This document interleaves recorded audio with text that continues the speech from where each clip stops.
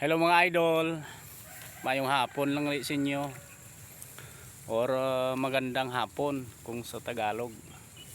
Nandito kami ngayon sa aming palayan. Yung mga anak ko ay nandito, tumulong sila sa akin. Sabi nila tutulungan daw nila ako para madali matapos yung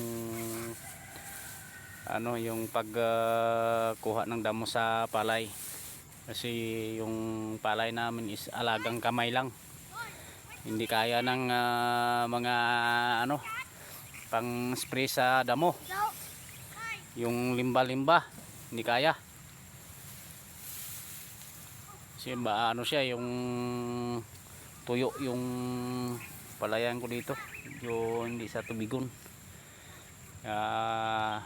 Need ang kamay. Ayan yung mga anak ko, tuturuan ko sila kung ano mga damo yung nasa palay. Halos naman damo dito limba-limba lang, hindi kaya ng pangpatay sa damo ng mga ng hilo. Thank you guys sa panonood. Paki-like and share sa mga video namin.